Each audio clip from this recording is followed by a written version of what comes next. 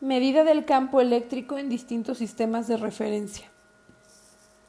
Si la carga es invariante bajo una transformación de Lorentz, el campo eléctrico va a transformarse de una manera muy particular.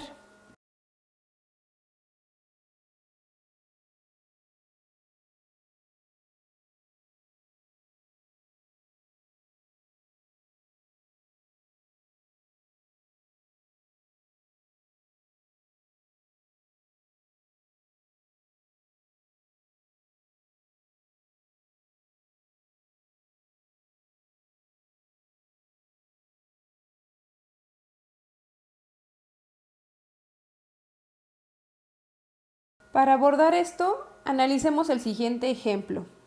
En el marco de referencia F tenemos dos láminas estacionarias de densidad de carga más sigma y menos sigma respectivamente. Estas son cuadrados de B centímetros por B centímetros y son paralelas al plano XY. Su separación L va a ser mucho menor que la extensión B. Esto recuerden que es para poder tomar las infinitas y de esta forma poder tomar el campo uniforme. Así tenemos que el campo eléctrico medido por un observador en el marco de referencia F va a ser igual, el módulo del campo eléctrico va a ser igual a sigma sobre epsilon 0. Ahora consideremos un marco de referencia F' que se mueve hacia la izquierda con una velocidad v con respecto al marco de referencia F. Aquí se han dibujado de canto las láminas, esta es la positiva y esta es la negativa de longitud v. Para un observador que esté en F', lo que antes era un cuadrado ya no lo va a ser, porque la longitud v va a sufrir una contracción de b a b por la raíz de 1 menos beta cuadrada, donde beta cuadrada es igual a la velocidad con la que se mueve el marco de referencia F' con respecto de F sobre c, la velocidad de la luz. Pero sabemos que la carga total es invariante, es decir, es independiente del sistema de referencia. De esta forma, con la longitud contraída y la carga invariante, tenemos que la densidad de carga sigma' medida en el marco de referencia F' será mayor que sigma y la relación entre ellas va a ser igual a sigma' igual a sigma sobre 1 menos beta cuadrado. En el inciso B hemos observado cómo se ve el marco de referencia F desde F, pero en el inciso C se observa cómo se ve el sistema de las placas en F visto desde F'. Aquí pareciera que el marco de referencia F es el que se está moviendo a una velocidad v, que las láminas tienen una longitud v por la raíz de 1 menos beta cuadrada y que tienen una densidad de carga sigma', que ya dijimos equivalente a qué es. A sigma sobre 1 menos beta cuadrada a la 1/2. Pero aún no respondemos nuestra pregunta. ¿Qué podemos decir acerca del campo eléctrico en nuestro marco de referencia F' si todo lo que conocemos del campo eléctrico, de las cargas móviles, está contenido en nuestra ecuación de la invariancia de carga?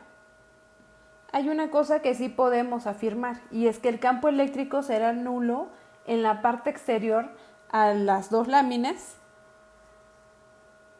y será uniforme entre ellas, al menos en el límite en el que se sigue cumpliendo, que podemos ver a las láminas como infinitas. Además, el campo de una lámina infinita no depende de la distancia a la lámina ni de la posición a lo largo de la misma.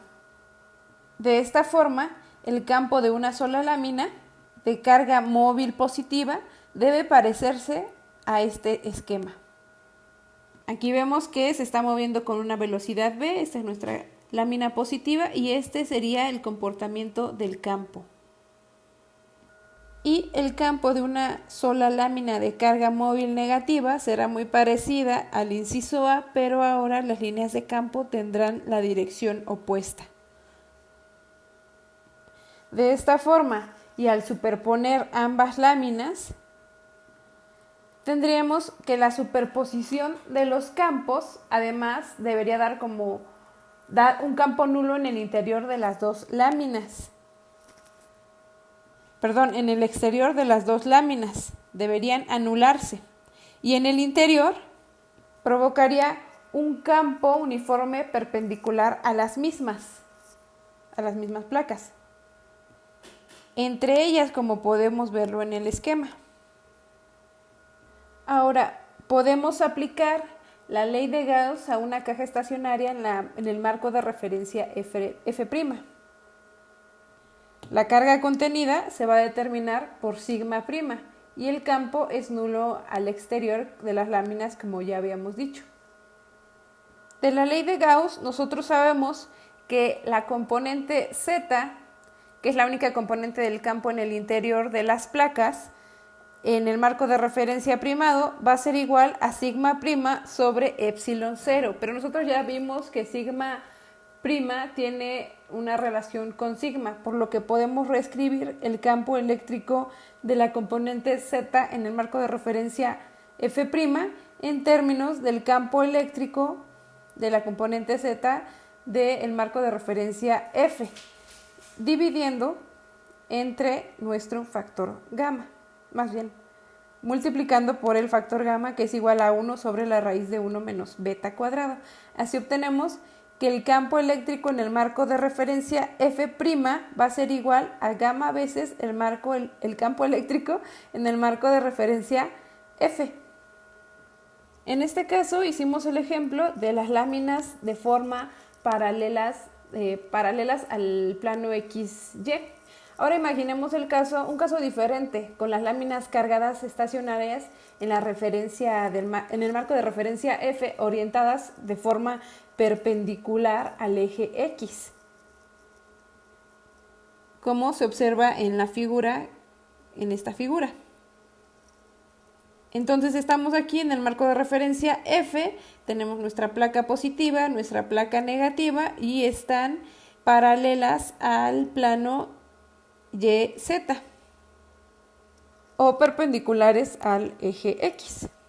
Ahora el campo que contribuye entre las placas tiene dirección X y es igual a sigma sobre epsilon 0 medido en el marco de referencia F.